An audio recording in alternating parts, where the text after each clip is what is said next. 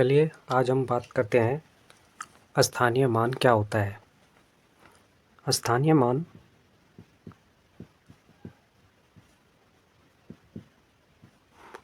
मान किसी संख्या में उस संख्या के अंकों का स्थान बताता है। जैसे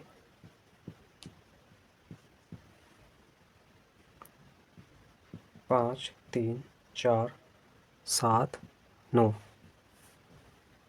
में 7 का स्थानीय मान क्या होगा। स्थानीय मान क्या होगा। इस संख्या में हमें 7 का स्थानीय मान ज्ञात करना है। तो जहाँ पर 7 लिखा हुआ है हमें उसके बाद देखने हैं कितने अंक है। उसके बाद 7 के बाद 1 अंक लिखा हुआ है तो इसके पीछे हमें 1 0 लगानी है। यही 7 का स्थानीय मान होगा।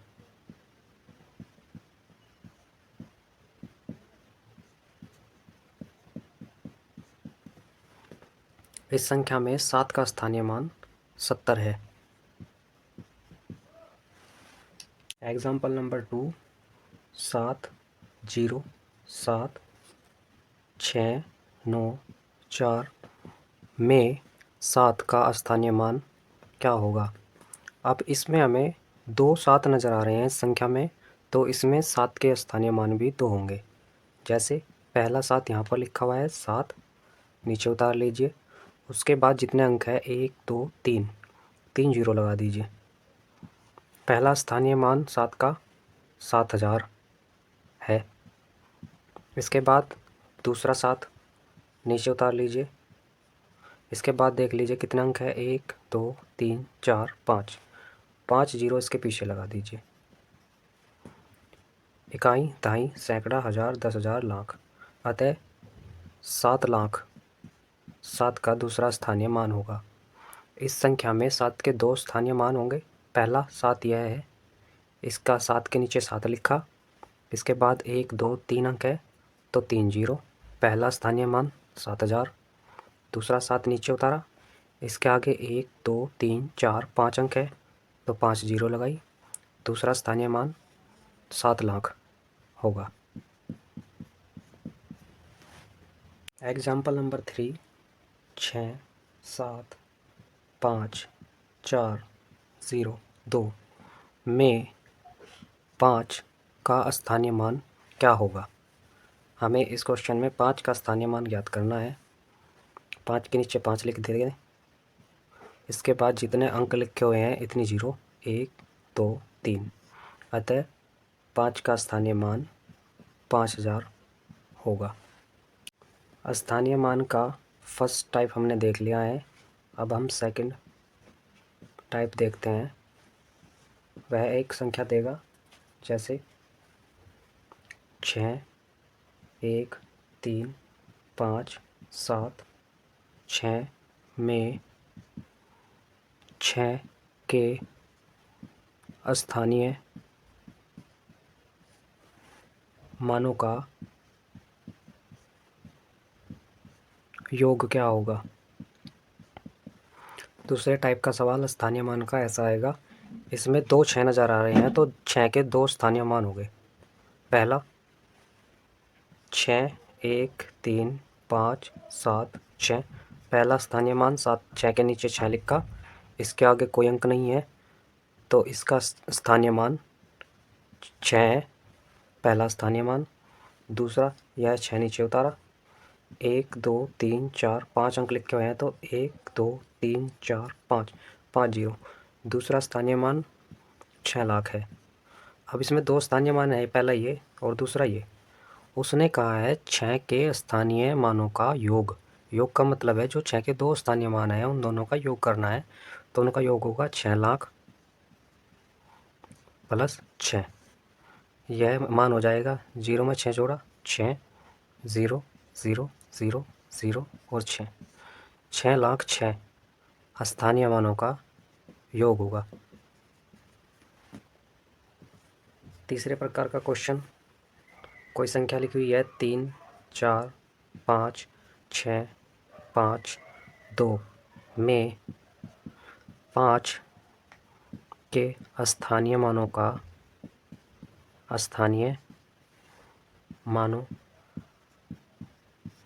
का अंतर बताइए।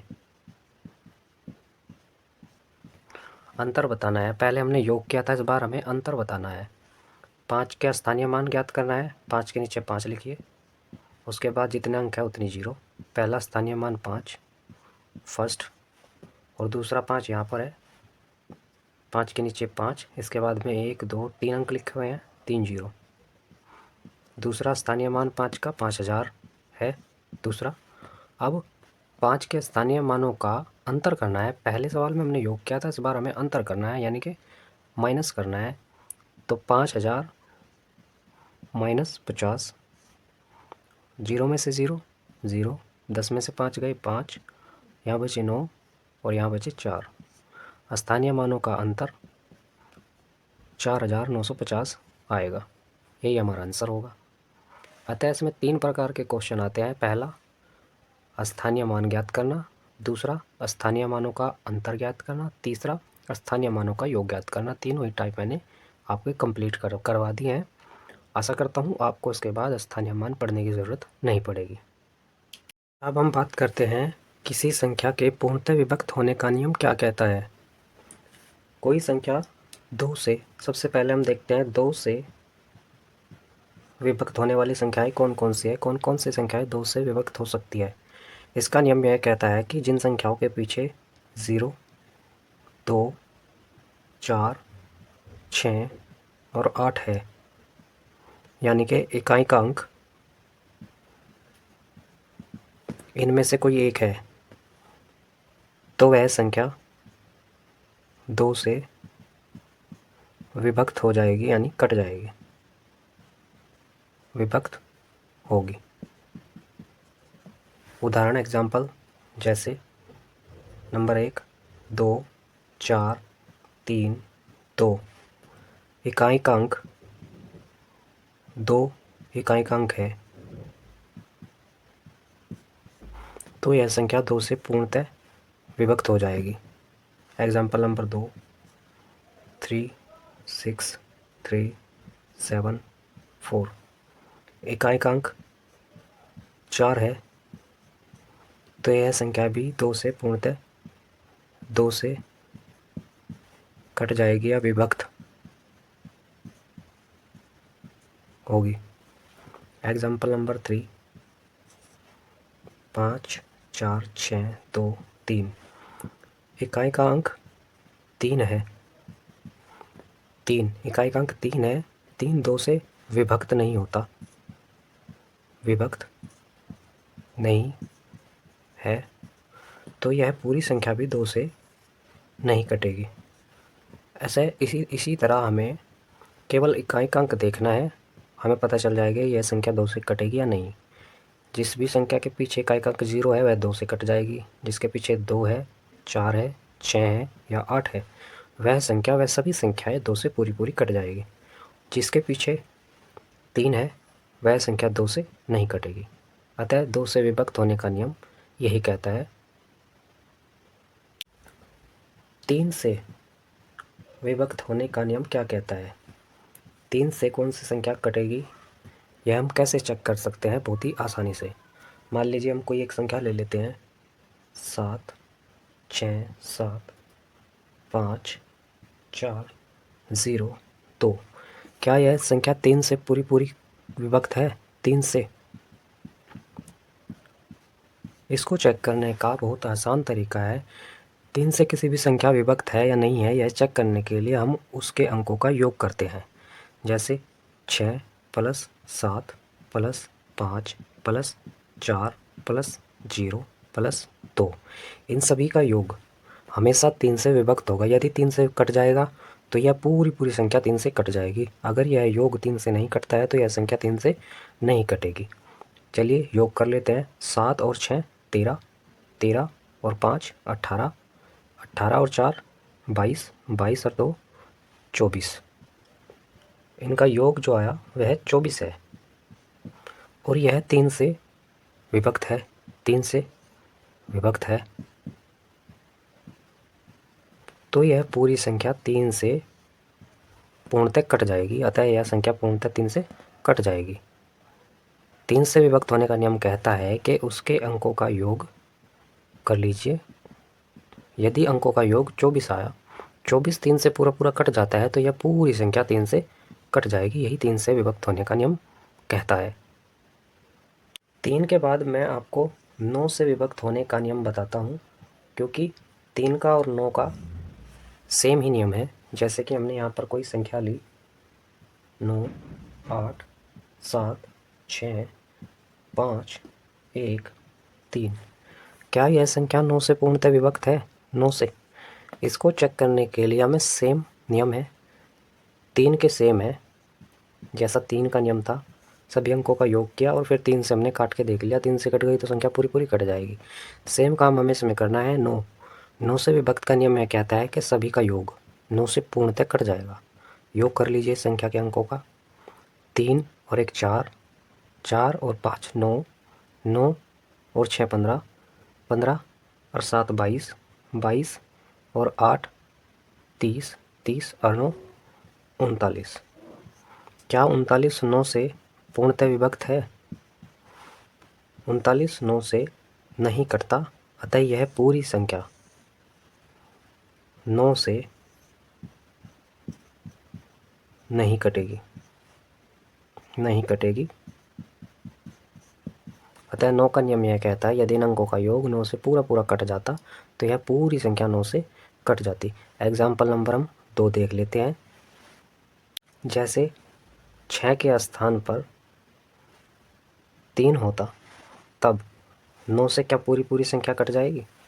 चेक कर लेते हैं। 3 और 1 4, 4 और 5 9, 9 और 3 12, 12 और 7 19, 19 और 8 27, 27 और 9 36। इनका योग आया 36, जो क्या है 9 से विभक्त है, यानी कि 9 से कट जाएगा। अगर इस संख्या के अंकों का योग 9 से कट जाएगा, पूरा पूरा 9 से कट रहा है, 9 चौक 36 4 बार कट रहा है, तो यह पूरी संख्या क्या होगी? 9 से पूर्णतः विभक्त होगी, पूर्णतः विभक्त होगी।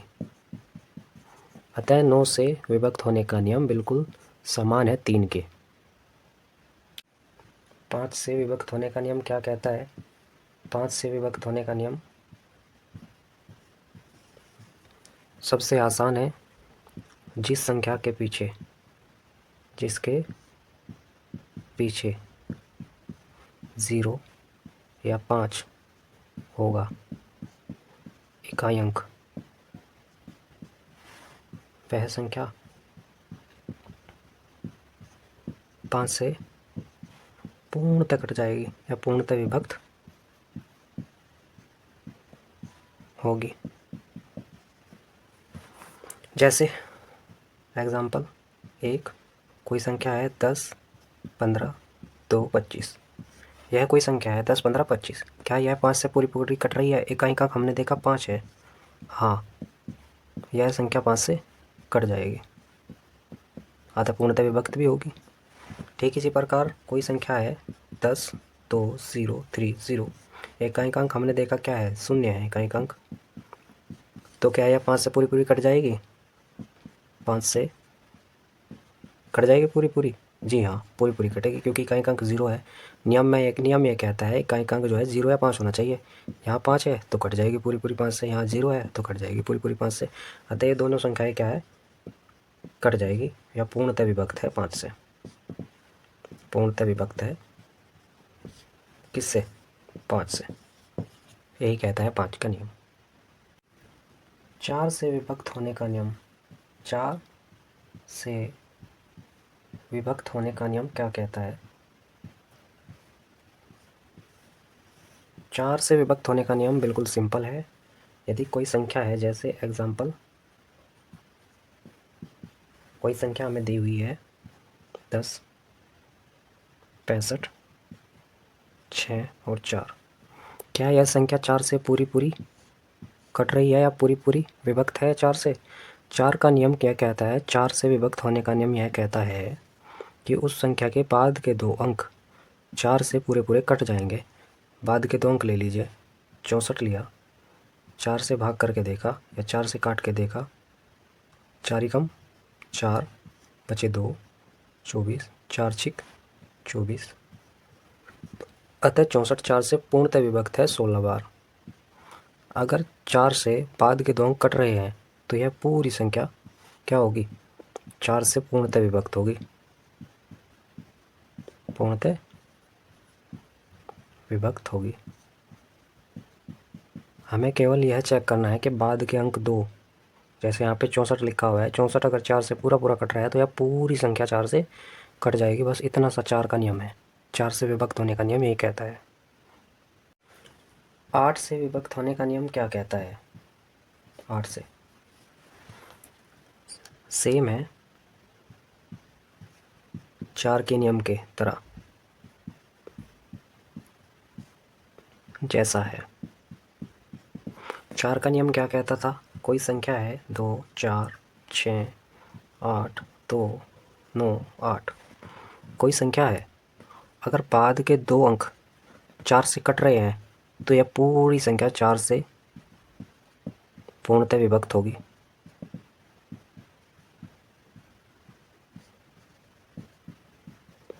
यदि 2 अंक 4 से कट रहे हैं, हमने काट के देखा, 4 एकम 4, 4 दूनी 8, बचा 1, हो गया 18, 4 चौक 16, पूरी पूरी नहीं कटती, तो यह संख्या 4 से पूरी पूरी नहीं कटेगी। 8 का नियम क्या कहता है? 8 का नियम सिंपल है, उसमें हमें 3 अंक 8 से भाग करके देखने होते हैं, 8 से काट के देखने होते हैं। 3 अंक क्या है? 298। इसको हम 8 से भाग दे के देख लेंगे। अगर ये 8 से कट जाता है तो यह पूरी संख्या 8 से क्या होगी? विभक्त हो जाएगी। चेक कर लेते हैं। 8 तिये 24, बचे 5, हो गया 58, 8 सती 56, नहीं कटता, तो यह संख्या पूरी की पूरी क्या होगा? 8 से भी नहीं कटेगी, क्योंकि बाद के 3 अंक 8 से नहीं कटते हैं। 8 का नियम यही कहता है।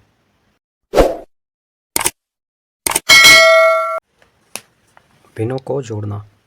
भिन्नों को कैसे जोड़ते हैं?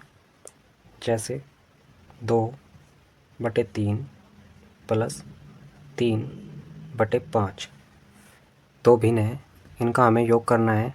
योग करने के लिए हम क्या करेंगे? भिन्नों को जोड़ने का सबसे आसान तरीका है, नीचे जो संख्या दी हुई होती है उनको आप एलसीएम ले लीजिए। इन दोनों का एलसीएम आएगा 15। एलसीएम को 15 नीचे लिख लेंगे। अब एलसीएम लेने के बाद इस वाली संख्या के जो नीचे हर है उससे हमें से भाग करना है। हमने भाग करके देखा, 3 से है 5 बार कटा, 3 पचे 15, 5 बार, 5 की गुना हमने ऊपर की 2 में, 5 दूनी 10, ऊपर आया 10, बीच में प्लस का निशान है प्लस। अब हम 5 से इसको काटेंगे तो 5 से यह कटेगा 3 बार, 5 तिये 15, 3 आया, 3 की गुणा हमने की ऊपर, 3 तिये 9, दोनों को जोड़ने के बाद आएगा 19/15। ऐसे ही हमें सभी भिन्नों को जोड़ना है। एग्जाम्पल नंबर 2, 7/8 प्लस करना है 3/7। इन 2 भिन्नों को हमें आपस में जोड़ना है। सबसे पहले हम क्या करेंगे? पहली भिन्न की तरह इन दोनों का हम एलसीएम लेंगे। एलसीएम वह संख्या होती है जो इन दोनों संख्याओं से कट जाएगी। इन दोनों से कटने वाली संख्या कौन सी है? 8 सती 56, 56 इन दोनों से कट जाएगा। 8 से काटेंगे, 8 सती 56, 7 बार, 7 की गुणा ऊपर हो जाएगी, 7 सती 49, प्लस बीच में प्लस का निशान है। 7 से यह 8 बार कटेगा, 8 की गुणा ऊपर करेंगे, 8 तिये 24। अब इन दोनों को हम जोड़ देंगे आपस में, 4 और 9 13 का 3 का हासिल लगा 1, 2 और 4 6, 6 और 1 7/56। यही हमारा क्या होगा? आंसर। एक और एग्जाम्पल देख लेते हैं। एग्जाम्पल नंबर 3, 1/3 प्लस करना है 1/4 के। इन दोनों भिन्नों को जोड़ना है। इन दोनों का एलसीएम 12, 12 वह संख्या है जो 3 से भी कट जाएगी, 4 से भी। 3 से काटेंगे, 3 चौक 12, 4 बार, 4 की गुणा ऊपर, 4 एकम 4, प्लस 4 से काटेंगे 12 को, 4 3 12, 3 बार, 3 की गुणा ऊपर, 3 एकम 3, यह आएगा 7/12। बस इतना ही आसान है भिन्नों को जोड़ना। ऐसे ही आप भिन्नों को जोड़ देंगे। इसी तरह हम भिन्नों को घटाना सीखेंगे। भिन्नों को घटाया कैसे जाएगा? घटाना, यह 3 भिन्न हमारे पास है, 1 2 और 3, इनके बीच में हम माइनस का चिन्ह लगा लेते हैं। इनको घटाने का तरीका यह है, जैसे हमने सिंपल भिन्नों को जोड़ा था ऐसे ही हमें इनका एलसीएम लेना है। 3 5 15, एलसीएम आया 15। 3 से हमने 5 को काटा, 3 5 15, 5 बार, 5 की गुणा होगी 2 में 10, 5 दूनी 10, माइनस। इस बार माइनस आएगा क्योंकि बीच में माइनस का चिन्ह है। इस बार हम माइनस कर रहे हैं, भिन्नों को घटा रहे हैं। माइनस आया, 5 से काटा 3 बार, 3 की गुणा ऊपर, 3 3 9। इस बार हम क्या करेंगे? 10 में से 9 घटाएंगे, 1/15 हमारा आंसर होगा। इसी तरह सेकंड एग्जाम्पल हम देख लेते हैं। इनका एलसीएम फिर से वही 56। 8 से काटा हमने 7 बार, 8 7 56, 7 7 की गुणा होगी ऊपर, 7 7 49, माइनस 7 से काटा, 7 से हमें काटने के बाद 7 8 56, 8 की गुणा ऊपर, 8 3 24, माइनस करना है। 9 में से 4 गए 5, 4 में से 2 गए 2, 25/56। यही हमारा क्या होगा? आंसर। तीसरा एग्जाम्पल देख लेते हैं। 3 और 4 का एलसीएम आया 12, 12 एलसीएम। 3 से काटा 4 बार, 4 की गुणा ऊपर, 4 एकम 4, माइनस, बीच में माइनस। 5 से काटा, 4 से काटा 3 बार, 4 3 12, 3 की गुणा ऊपर, 3 एकम 3, बराबर 4 में से 3 गया 1/12। यही हमारा क्या होगा? आंसर। इस तरह हमें भिन्नों को क्या करना है? घटाना है, माइनस करना है। अब हम देखेंगे भिन्नों का गुणा कैसे करना है। अब हम भिन्नों की हमने जोड़ना सीख लिया, घटाना सीख लिया, अब हम भिन्नों का गुणा करना सीखेंगे। गुणा, एग्जाम्पल नंबर 1, 1/3 गुणा 7/9। यह 2 भिन्न है, इन दोनों भिन्नों को हमें आपस में गुणा करना है। गुणा करने में हमें कुछ भी नहीं करना है, सिंपल है बहुत ही। सामने वाले के अंक के साथ गुणा करना है। 7 एकम 7, 7 की गुणा 1 में करेंगे तो 7 एकम 7, 3 की गुणा में 9 के साथ करनी है, 3 9 27। यही हमारा क्या होगा? आंसर। बस इतना सा आपको गुणा में करना है। एग्जाम्पल नंबर 2, 7/8 गुणा 5/9 बराबर, हमें गुणा में सिंपल पहले वाला फॉर्मूला यूज़ करना है। सामने की गुणा सामने वाले अंक में, 7 5 35 ऊपर, बटे 8 9 72 नीचे। यही हमारा क्या होगा? आंसर।